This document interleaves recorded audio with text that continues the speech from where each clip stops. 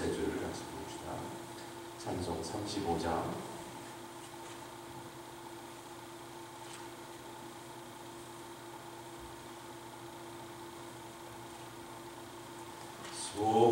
속죄하신 구세주를 내가 찬송하리라.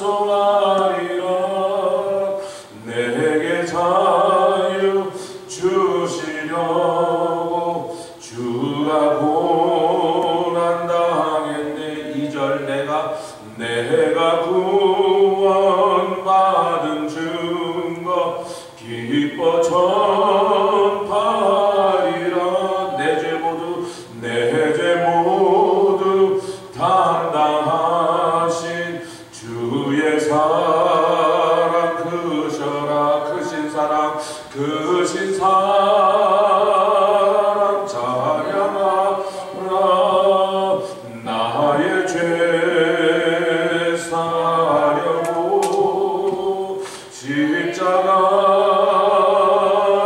돌아가신 나의 주 찬양하리. 승리하신 구세주를 내가 찬송하리라. 죄와 죽음 지옥 권세 주가 모두 이겼네. 4절 고마우신 구세주를 내가 찬송하리.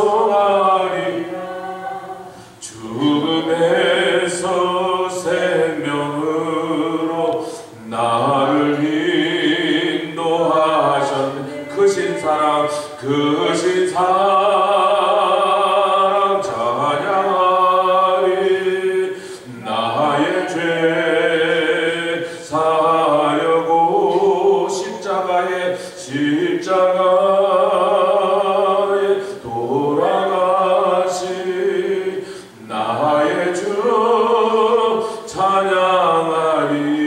아멘. 기도하겠습니다. 영원토록 찬양받으시기 합당하신 주님, 십자가 위에서 승리하셔서 온 세상의 모든 죄를 다 도말하시고 속죄하여 주셨나이다. 그 공로를 의지하여 이제 당당히 하나님의 전에 들어와 하나님의 아들과 딸이 되는 권세를 우리에게 허락하여 주셨사온데, 그 권세를 아버지의 결단코 빼앗기지도 않게 해주시고 사용하게 해주시고, 예수의 이름을 우리가 부르며 이름을 선포할 때마다 어둠의 세력, 악한 마귀들이, 귀신들이 도망가며 쫓아낼 수 있는 권세를 우리에게 주셨사오니, 주님, 우리가 가는 곳마다 어둠이 물러나게 하시고 예수 그리스도의 밝은 복음의 빛이 비춰서 죽어가는 사람들이 생명을 얻고 영생 얻어 하나님을 찬양하여 주시옵소서. 이 아침에도 우리에게 말씀하여 주시되 밝고 분명하게 깨닫도록 주님 말씀하여 주시옵소서.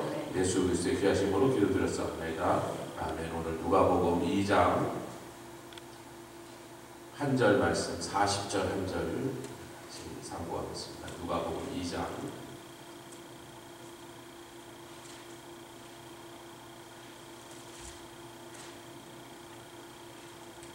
짧은 한 절 한 목소리로 누가복음 2장 40절 다 찾으셨습니까? 같이 봉독하겠습니다. 시작. 아기가 자라며 강하여지고 지혜가 충족하며 하나님의 은혜가 그 위에 있더라. 아멘. 이 아기는 우리 예수 그리스도시죠. 우리 예수님이 자라나신 그 광경이 성경에 거의 기록되지도 않을 뿐만 아니라 요때 얘기가 이제 난지 8일 될 때, 그 다음에 41절부터 잠깐 12살 때, 그리고는 없어요. 뭔가 소설이 나오고 억측이 나오고 이단 사설들이 나와갖고 그 사이에 예수님이 저 티베트 쪽에 가서 불교를 뭐 배워왔다느니 별별 하여튼 멍멍하는 소리들이 세상에 가득. 또 사람들은 그런 걸 들으면 야 저게 뭐야 이거 뭐 흥미롭잖아요. 가십거리 같고 그런 헛소리들을 믿는데, 우리 예수님에 대해서 이 8살 때 성전에 올라갔던 모습과 그때 뭐 예수님은 한 건 하나도 없죠. 그냥 부모가 안고 갔어. 안나와 시므온이 성전에서 떠나지 않고 기도하다가 그 아기 예수님을 보고 안고 그들이 성령이 충만하여 선포한 그 내용들이 중요하지. 예수님 뭐 안겨 있었어요. 방실방실 웃고 안겨 있었어요. 한 난지 8일 난 애기가 젖만 주면 그 다음에 방실방실 웃다가 잠들고 또 깨서 배고프고 잉해 하고 젖물 그 얘기밖에 없어요. 근데 그 짧은 속에 놀라운 얘기들이 들어있는데 오늘 40절 다시 읽어보면 아기가 자라며 강하여지는데 뭐가 강하여진다? 아니 아기가 무슨 강하여질겠냐. 근데 그 강하여지고에 이상하게 한국말 번역에도 영어 번역에도 빠져있는데 in spirit 성령으로 그 영이 강하여지고 이렇게 돼 있습니다. 제가 오늘 처음 어저께 이 말씀을 주셔서 묵상하다가 짧으니까 다른 데 이렇게 본문이 길면 그걸 일일이 다 헬라어로 번역하고 이런 작업을 하는데 굉장히 시간이 걸리니까 근데 어저께 짧으니까 이 구절 전체를 헬라어로 다시 읽고 있는데 이게 뭐야? 아기가 자라며 뭐에 자랐냐? In spirit. 좀 이따 이제 이 얘기를 다시 하겠습니다. 그리고 지혜가 충족하여지더라. 그러면서 하나님의 은혜가 그 위에 있더라. 12살 될 때까지 아무 다른 사건들이 기록되고 성격이 어땠는지 얼굴이 어떻게 생겼는지 아무 다른 말이 없이 성경이 잠잠하지만 요 클로라고 그러죠. 요 힌트를 우리에게 준 거예요. 12살에 예수님이 유대인의 절기를 따라서 왜 12살에 올라갔냐면 성인식 테스트를 하러 올라갔습니다 아멘. 그렇게 하도록 다 되어 있습니다. 온 유대 땅의 남자아이들이 열심히 그때까지 회당에 가서 랍비들을 통하여 하나님의 말씀 즉 모세의 오경을 율법을 달달 외우고 그 뜻이 무엇인지 이제 랍비들에게 배우고 그래서 이제 준비가 되면 12살의 부모와 예루살렘에 가서 본 성전에 있는 가장 권위 있는 율법 학자들 앞에 서는 거예요. 우선 무조건 외워야 돼. 외우는 일에 실패하면 그냥 그 다음 질문은 나오지도 않고 아직 외우지도 못했는데 제가 어느 날 우리 교회에서도 이런 날이 올기를 지금 기도하는 거예요. 모세 오경 정도는 깡그리 다 외워야 된다. 12살까지 이래. 제가 옛날에 우리 조아라가 옛날에 다른 뉴욕에 있는 교회에 있을 때 거기 주일학교 전도사님이 있는데 제가 거기서 뭐 하는지를 어떻게 내려가 봐요. 주일학교가 모이는 시간에 저는 유스그룹이 예배를 드리고 있으니까 한 번도 들어가 볼 수 없지. 다른 부모들 가끔 내려가서 이렇게 뭐 하나 봤을 수 있는지 저는 한 번도 못 보는 거예요. 근데 주일학교를 끝나고 올라오는 애들이 성경을 몰라도 너무 모르는 거야. 근데 분명히 한 1시간 반 동안 뭔가 했거든요. 거기서 뭐 찬송 부르는 소리도 나고 칼라도 하고 뭔지 모르는데 하여튼 1시간 반 동안 우리 유스그룹이 1시간 반 예비를 동안 주일학교도 똑같이 그 시간에 그 밑에서 그걸 하고 있었다고. 근데 거기서 7년 8년 유치부 때부터 시작한 애들은 8, 9년 주일학교만 다니고 6년 다니고 온 애들이 예수님의 12제자도 몰라. 제가 주일학교 다닐 때 선생님들이 얼마나 똑같이 그때 우리는 평양노예라는 데서 그 평양노예 안에 교회가 정확하게 몰라요. 50개, 100개, 200개 있는지 전국으로 하면 몇백 개 될 거예요. 이제 서울에 있는 교회들만 한 몇십 개가 됐던 것 같아요. 우리 교회도 그 중에 제법 큰 교회지만 우리보다 더 큰 2,000명, 3,000명 모이는 교회도 있고 우리는 한 1,000명 모이고 줄줄이 있겠죠. 1년에 한 번씩 벌써 성경 퀴즈대회, 성경 보호사대회를 하는데 우리 교회 주일학교 선생님들 너무 극성이라 이스라엘의 왕 이름을 다 순서대로 적어야 돼. 그 정도 수준이에요. 그러니까 12제자 이름 이런 거 제가 이제 나중에 그 교회를 떠난 다음에 조아라다 거기 한 3, 4년 있었으니까 조아라 니네는 그 주일학교에서 뭘 배우고 아빠 we know nothing. 성경 색칠하고 게임하고 노래 배우고 율동 배우고 성경 깡통을 만드는 주밖에 올려 뉴스 그룹에 올려버려. 내가 모르는 애들마다 뭐 이렇게 성경을 모를 수가 있어요. 딴 얘기로 좀 빠졌습니다. 근데 예수님이 율법학자 당대 최고의 율법 오늘날로 치면 무슨 신학교 총장 앞에 지금 선 거예요, 여러분. 근데 이 율법학자들이 예수님의 대답에 깜짝 놀라더라고요. 나사렛이라는 동네가 얼마나 깡촌인지를 제가 성경에 기록하고 있죠. 그 옆에서 키로로 한 10km 떨어진 데 가나라고 하는 큰 도시에서 온 누가?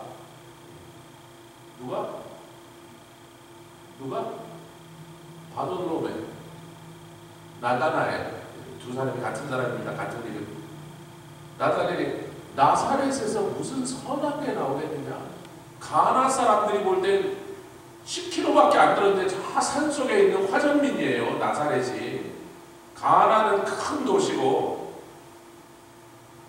그 10km 떨어진 데서 사는 사람들이 저 산속에 사는 사람들 저 뭐 감자나 키워 먹고 옥수수나 그런 깡촌에서 무슨 제대로 된 사람이 나오겠냔 말이야. 그럴 만한 생활 환경, 교육 환경이 안 되는 동네 아니냔 말이야. 거기 있는 회당이 물론 회당이라고 있긴 있지만 왜 이스라엘은 성인 남자 10명마다 무조건 회당을 하나 세우게 되어 있습니다. 아멘. 그러니까 거기에 10집은 있다는 얘기예요. 회당이 있으니까 10집을 있는데 그 10집밖에 없는 애들한테 받는 저희 훈장님 사례로는 너무나 궁색하게 살아니까 동네도 궁색해, 주민도 궁색해, 거기에 와 있는 랍비도 궁색하게 사니까 실력 있는 랍비가 오겠어요? 여기저기 아무리도 갈 수 없는 별 볼 일 없는 랍비가 왔겠어요? 여러분 그 뭐 상상 하나 많아 뻔한 얘기예요. 그러니까 다 무시한 거야. 제가 무슨 율법을 제대로 배웠겠냐 말이야. 예루살렘 무하나가 보나마나 떨어진 걸 그렇게 생각했는데 나사렛에서 왔습니다. 너는 누구니? 12살 난 예수님한테 너는 누구야? 저는 나사렛 갈릴리 나사렛에서 온 예수입니다. 요셉의 아들입니다. 그랬더니 아이고 그냥 왜 와? 10마디도 못 가서 틀리겠지 그렇게 했는데 막 쫙 외우고 그래서 네가 그 뜻을 아니? 네. 이것에 대해서 어떻게 생각하느냐? 그 예수님이 척척 대답하는데 깜짝 놀래요. 그렇게 된 이유가 뭐냐? 성령으로 강하여지고 지혜가 충족하여. 여러분 우리는 사도행전으로 잠깐 가볼 필요가 있습니다. 사도행전에 집사들을 선출하는데 사도 선출은요. 사도를 선출할 땐 조건이 다른 거 없습니다. 예수가 복음을 증거하는 첫날부터 죽으셨다가 부활하여 우리 중에 올라가실 때까지 그 전 과정을 다 목격하여 부활의 증인이 될 만한 자격을 가진 사람 중에 뽑자 이렇게 됐습니다. 그러니까 예수님과 모든 그분의 사역을 다 보고 기적의 목격자가 되고 그분이 증거하시고 또 나중에 제자들만 따로 모아 가르치시는 프리칭과 티칭과 힐링을 다 듣고 본 사람들이어야만 된다. 근데 이제 집사를 보면 사도행전 6장을 보겠습니다. 우리가 잘 아는 말씀이지만 사도행전 6장 3절에 보니까 자 우리가 집사를 뽑는데 이런 자격 요건을 가져야 된다. 사도행전 6장 3절 시작. 형제들아 너희 가운데서 성령과 지혜가 충만하여 칭찬되는. 그러니까 성령과 지혜가 충만하면 그 사람들은 칭찬 듣는 사람이 된단 말이에요. 예수님이 성령에서 강해지고 지혜가 충족하니까 그 다음에 12년이 지났습니다. 그리고 세상에 처음 나타나신 거예요. 애기 때 말고 그 애기 때는 그냥 방실방실 입고 젖빨고 계셨다니까요. 뭐 예수님이 뭐 어쨌는지 뭐 성령으로 알아만 봤지 사람들이야 무슨 평가를 했겠는데 세상 앞에 처음으로 딱 서서 그 당대 최고의 저명한 율법학자들이 쫙 앉아있는 앞에서 그 사람들을 깜짝 놀라게 했다. 그 깜짝 놀라게 한 근거가, 그래서 제가 이제 요새 주일학교 가르치는 우리 스태프들에게 아이들이 성령을 받게 해요. 아무리 교육을 잘하고 교재가 좋고 교사가 강의를 잘하고 설명을 잘해줘도 성령이 그 안에서 역사하지 않으면 그거를 거의 소화하지 못한다고. 아멘. 근데 6장 5절을 읽어보면 그 말을 듣고 사도들이 그런 사람들을 골라라. 자격 요건은 성령과 지혜가 충만하여 칭찬 듣는 사람이다 그랬더니, 무리가 5절 시작, 온 무리가 이 말을 기뻐하여 그대로 하는데 성령과 지혜라는데 믿음과 성령이 충만한 사람을 고릅니다. 그 사람들이 우리가 잘 아는 스데바니오, 빌립이오, 또 이렇게, 그 왜 성령과 지혜가 충만하는데 믿음과 성령이 충만한 사람, 그러니까 성령과 성령은 똑같은 거니까 3세 되고, 지혜가 충만하니 믿음도 충만하더라 이렇게 됩니다. 성령과 지혜가 충만하여 사람들에게 칭찬받는데 왜? 그들의 믿음이 충만하더라. 어저께 우리는 우매한 자에 대한 말씀을 전도서를 통하여 들었잖아요. 우매한 자가 뭐더라? 하나님께 서원하고도 안 지키더라. 손해날 것 같아서 하나님 앞에도 자기가 한 말을 나중에 쌩까더라. 그래서 거짓말하는 자를 하나님 반드시 벌 주신다. 믿음이 뭐예요? 우리 하나님이 약속하신 것을, 그래서 옆에 계신 분들 같이, 우리는 언약의 백성입니다. 하나님이 하신 말씀을, 그것을 무겁고 귀중하게 여겨서 절단코 하나님의 언약은 하나님 편에서 파기하지 않으시니, 그러면 그 언약은 쌍방이 맺는 거잖아요. 언약은 혼자서는 불가능한 일이잖아요. 상대방이 있어야 되는데 그 언약을 받은 자, 붙잡은 자, 믿은 자가 자기도 그 언약의 백성이 되어야, 그래서 구원은 절대로 취소되지 않는 자, 이 말에 너무 장로교에서 예정론을 너무 거기서부터 오해가 시작되고 너무 이상한 데로 끌고 나왔다. 하나님 편에서는 취소하지 않으십니다. 아멘. 근데 누가 취소하더라?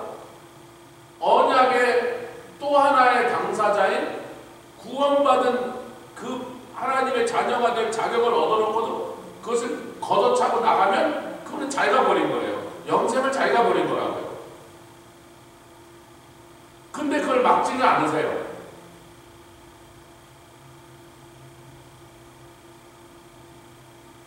그냥 개새끼처럼 저기 밧줄에 매갖고 못 나가게 개집에다 묶어놓으면 되지 않나? 근데 그건 개새끼죠.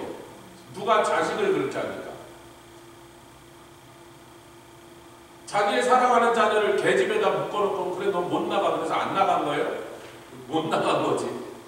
그러니까 이 구원의 문제는 이렇게 돼 있다는 거예요. 우매자는 지 말이 더 중요해. 하나님께 받은 말씀, 하나님과 맺은 언약이 중요하지 않는 자. 그럼 지혜 있는 자, 그 반대는 어떤 사람이냐고요? 믿음의 사람이에요. 할렐루야. 나머지는 이 단어들을 설명할 필요가 하나도 없는 게, 뭐 그냥 한국말로 뜻이 다 통해요. 그래서 성경책에서 여러분 책에다가 누가복음 2장 40절에 아이가 자라며 강하여지고, 이제 헬라말을 영어로 한다면 in spirit, 성령으로.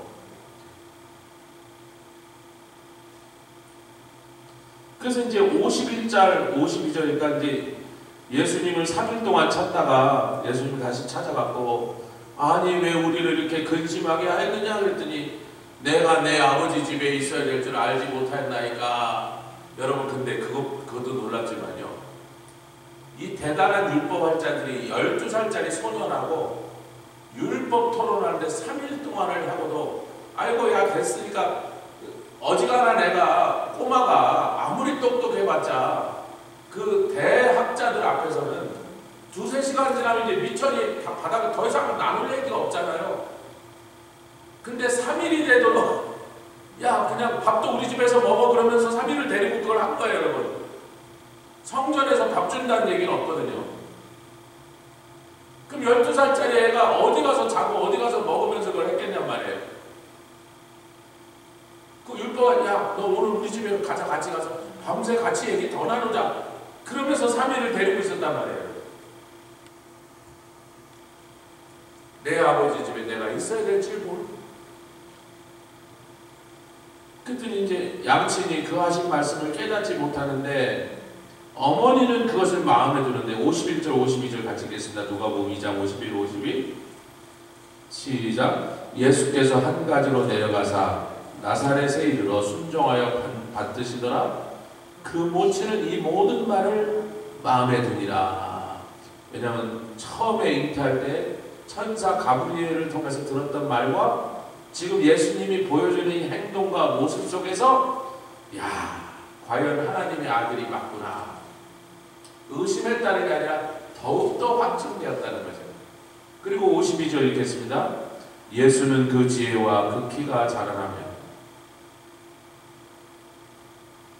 누가복음 2장 50절 시작. 예수는 그 지혜와 그 키가 자라나며 하나님과 사람에게 더 사랑스러워 가시니라. 지혜와 키가 더 자라났는데 12살로부터 30살 유대인 앞에서 요단강에서 물로 세례받고 성령으로 세례받고 광야로 가서 사단과 대결하여 승리하여 드디어 자기가 자랐던 갈릴리 나사렛 회당에 돌아오실 때까지. 아멘. 나사렛 회당에 딱 들어가 이제 고향에 왔잖아요. 근데 딴 사람이요. 30년 동안 봤던 그 예수가 아니고 완전히 딴 사람이 돼갖고 돌아온 거예요. 왜? 무엇 때문에? 물로 세례받고 성령으로 세례받고 사단과 대결하여 당당히 승리하고 제압하고 돌아오신가. 그때부터 사람들은 제가 요셉과 마리아 그 집의 아들 예수 아니야 좀 애가 요즘 이상해졌는데 그런데 누구는 먼저 알아보다 귀신들은 먼저 알아보고 왜 우리를 괴롭히려고 와갖고 영계에는 소문이 쫙 퍼졌어요. 진해 대장 마귀가 저 총각한테 박살이 났다고. 사람들은 아직도 옛날 제가 요즘 행동이 왜 저러지 좀 이상하게 제가 예루살렘 갔다 왔더니 좀 이상하게 됐네 이러고 지금 있는 거예요 지금. 근데 그 30살 될 때까지 기록이 또 하나도 없습니다. 딱 한 줄로 52절 예수는 그 지혜와 그 키가 자라가며 하나님과 사람에게 더 사랑스러워 가시더라. 할렐루야. 북한에 이제 이거 묻자고 하는 얘기입니다. 심각한 얘기 아니고 요즘 뭐 구축함이 뒤집어졌다고 막 방방 뜨고 난리가 났는데 막 북한의 김정은이 이거 농담입니다. 집단 농장 시찰을 갔다가 너무나 귀여운 돼지 새끼들을 보고 함께 사진을 찍었어요. 그래서 다음날 노동신문에 돼지 새끼들과 그 위대한 지도자가 사진을 찍은 사진이 딱 나왔는데 노동신문 기자가 이제 사진 밑에다 뭐 제목을 붙여야 되는데 참 뭐라고 써야 되나 그러다가 이렇게 썼습니다. 왼쪽에서 세 번째가 지도자 동지십니다.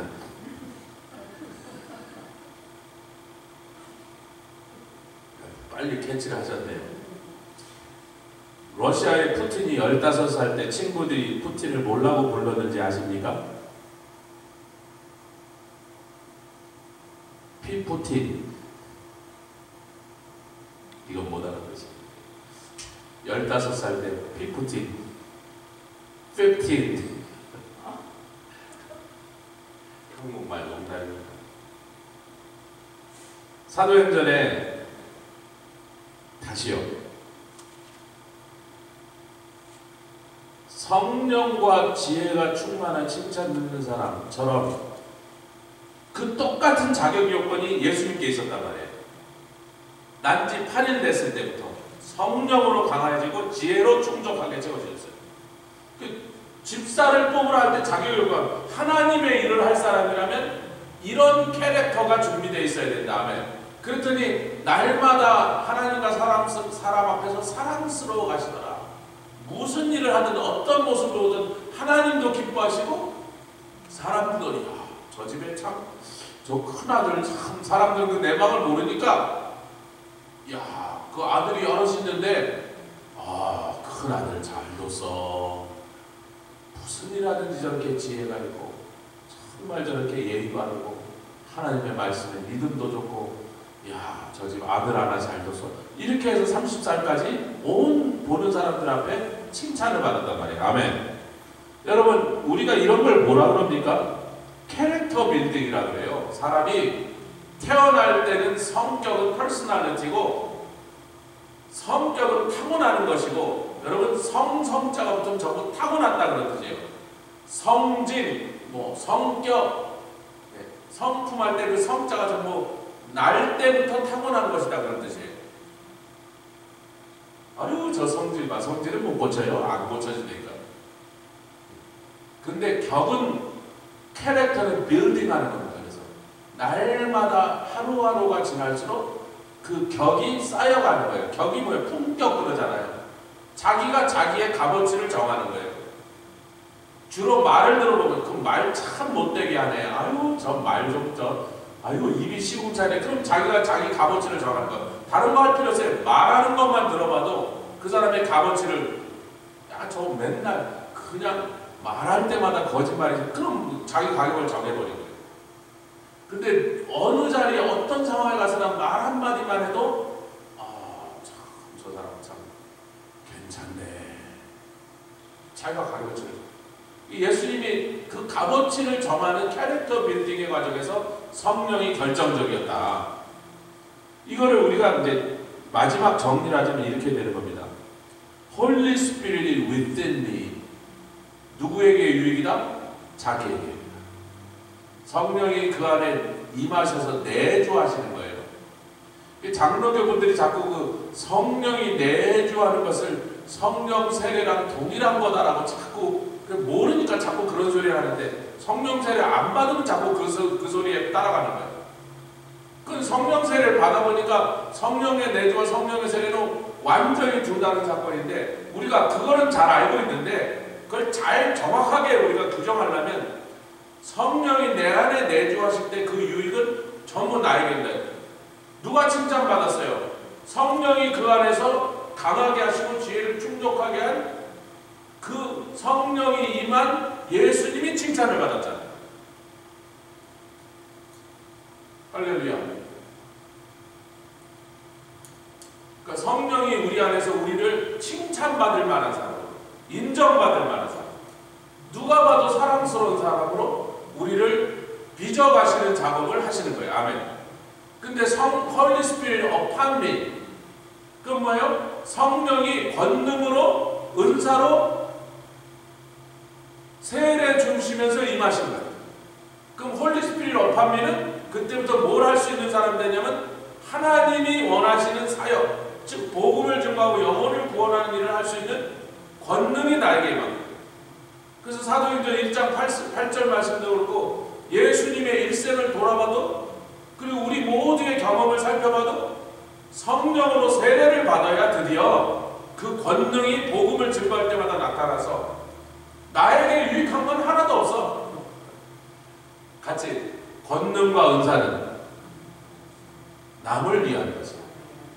다른 영혼 구원을, 복음 증거하고 다니면 누가 돈을 줍니까? 상장을 줍니까? 트로피를 줍니까?